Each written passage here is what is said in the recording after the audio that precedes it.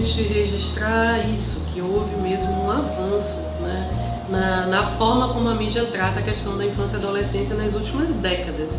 Então, se a gente olha para o dia a dia, pega jornal, a gente vai encontrar uma série de problemas, né? A gente assiste o noticiário, vai perceber uma série de erros de abordagem, de preconceitos que ainda estão arraigados ali, abordagens limitadas que poderiam dar mais espaço à infância, temáticas que não aparecem, então há muitos problemas. Mas se você compara isso historicamente, né, e pensa mesmo como que isso era feito anteriormente, há uma mudança muito grande e bastante positiva, mas ainda insuficiente, né? Ela precisa avançar muito. E por que ela precisa avançar? Porque a mídia, a gente não tem mais que usar aquele velho chavão do quarto poder, né? Isso aí já está esvaziado, mas ela continua sendo uma grande ferramenta de pautar a sociedade, de mobilizar a sociedade para determinados temas. Então, quando um tema é ignorado pelos meios de comunicação, provavelmente ele vai ser ignorado pela população. Ou pelo menos ele não vai entrar na agenda do debate público. As pessoas vão estar vivendo aquilo, vão estar discutindo aquilo subterraneamente, ali nos seus espaços menores, mas aquilo não vai ganhar uma dimensão, né, que consiga influenciar um gestor, que consiga promover uma mudança de realidade. Então, o que se espera mesmo, o que o movimento da infância espera, o que movimentos dentro das próprias universidades esperam, é que a mídia ela esteja cada vez mais conectada com a realidade. Estar conectado com a realidade é mostrar aquilo que está no dia a dia das pessoas, e as questões da infância, elas estão aí em todos os momentos. É claro que hoje a gente está vivendo também uma crise generalizada no jornalismo. Eu acredito nisso, infelizmente. A gente está vivendo todas as influências políticas, econômicas, né? Elas batem muito fortemente no jornalismo. Economicamente, você está tendo redações com cada vez menos estrutura, elas são mais tecnológicas, mas elas têm menos estrutura.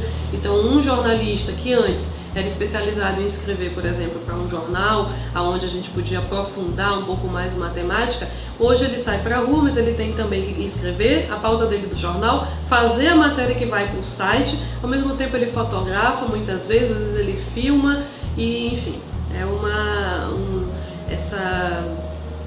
essa falta mesmo, né, de cuidado com o profissional jornalista, ela vai refletir nessa falta de qualidade da cobertura. Mas isso também não pode servir como uma justificativa, é uma explicação, né? É uma explicação de por que a gente está se distanciando da realidade.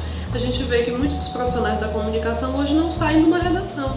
Eles fazem uma matéria, apuram tudo a partir do telefone, a partir da internet. Então a participação das pessoas mandando informações, ela é cada vez mais importante, e isso é importante, mas não pode ser a única fonte. Então é preciso sim repensar o jornalismo, repensar a ética do jornalismo, né? Então, há muito o que se mudar ainda, há muitas pautas que estão fora da abordagem da mídia. Há ainda, e a gente está passando por um momento que é um momento do país, que é um recrudescimento mesmo de ações conservadoras, de olhares conservadores da sociedade, né?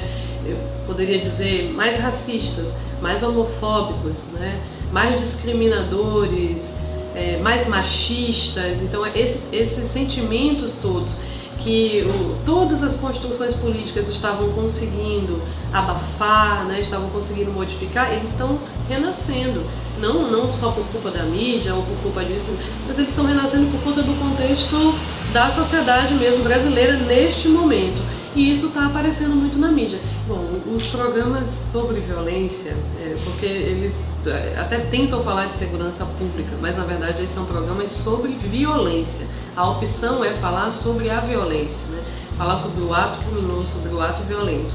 Na minha opinião, a maioria desses programas não deveria nem ser classificado como jornalístico. Por quê? O que é a notícia jornalística, a análise jornalística? É aquela que tenta buscar o maior número possível de informações sobre um fato, coisa que eles não fazem. Eles se prendem muito em qualquer informação preliminar, sem comprovação, sem fonte verdadeira, e já colocam aquilo como se fosse uma verdade no ar, né, seja numa matéria escrita, mas principalmente nos programas de TV. Então, eles não privilegiam a busca das fontes diferenciadas. Então basta ali simples a fala oficial, do policial, do delegado, de quem fez aquela prisão, aquela apreensão, e está resolvida a questão. Eles desrespeitam qualquer noção de direitos humanos, né, que precisa estar presente hoje no jornalismo. Então você vê a forma como uma pessoa é desacatada, como ela é tratada por ser acusada de um crime, ela é completamente desrespeitosa, em desacordo com qualquer noção de direitos humanos que a gente possa ter. O posicionamento do jornalista não é um posicionamento analítico, né, ele é um posicionamento acusatório. Então ele faz acontecer de uma forma completamente esdrúxula ali naquele momento todo um processo que deveria ser legal, mas ele faz acontecer de forma midiática. Ele apresenta os fatos distorcidos, ele apresenta versões do fato que nem sempre são as verdadeiras ou não contemplam os olhares de todo mundo, né? Ele logo faz um julgamento daquele fato, ele como jornalista assume esse papel de julgador e logo faz a condenação. Então, a gente não pode considerar isso como um programa jornalístico. Ele é um programa que mistura entretenimento, muitos deles usam, né, elementos que acham que são engraçados, que eu particularmente não considero engraçados, e desrespeitam qualquer hierarquização que a gente pudesse pensar do que pode ser notícia como interesse público ou não. A verdade é que a gente não pode considerar a liberdade de expressão certos discursos que são apenas discursos de ódio. Então a liberdade de expressão que a gente evoca, né, como uma grande ferida do povo brasileiro, porque viveu muito a ditadura e viveu a censura, ela serve hoje em dia como um escudo, né, para a atuação equivocada de muitos profissionais. Então, nesse caso, falar eu tenho a liberdade de falar sobre qualquer coisa dentro dos limites da lei, dentro dos limites do bom senso, dos respeitos aos direitos humanos. Então, eu acho que a gente deve combater esse tipo de programação. E, claro, sim, é possível discutir a violência de uma forma propositiva. A outra questão é fazer as pessoas pensarem. O crime não é, a violência, ela não é uma coisa extrínseca, ela não acontece com o outro, ela acontece na minha vida, ela acontece na minha comunidade, ela tem uma causa, ele não é só aquele fato. Um dia aconteceu, alguém chegou e assassinou alguém na porta de um bar. Não é só isso. Existe uma cadeia de coisas acontecendo ao redor daquilo que fazem aquilo ser um resultado e também ser um meio, porque a consequência desse assassinato vão ser outras coisas.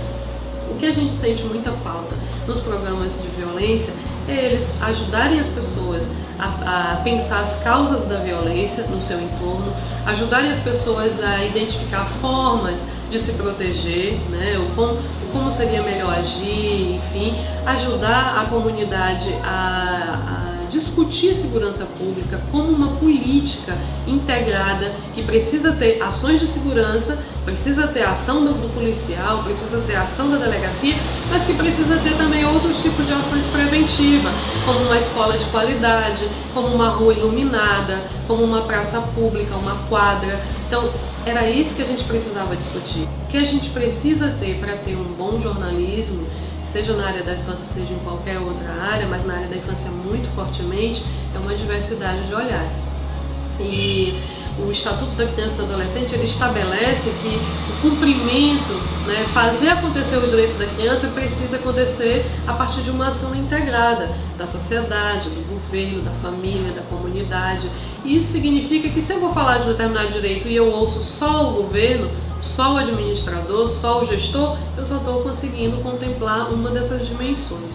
Então, os conselhos aparecem muito pouco, os conselhos tutelares, os conselhos de direitos, as organizações, de fato, qualquer análise que a gente possa fazer, que a gente fez ao longo do tempo e que continua repetindo hoje, ela demonstra que esses são atores ainda ignorados. Penso que a minha trajetória profissional ela está estreitamente ligada a essa construção cidadã que eu fui dando ao meu trabalho. Eu não consigo acreditar num trabalho, né, em dedicar minha vida ao trabalho todos os dias, segunda a sexta, de segunda a sábado, segunda a domingo, de 8 da manhã às 6 da tarde, para algo que não vá construir nada para o mundo, que vai ser só uma coisa individual, que vai me render só o meu sustento.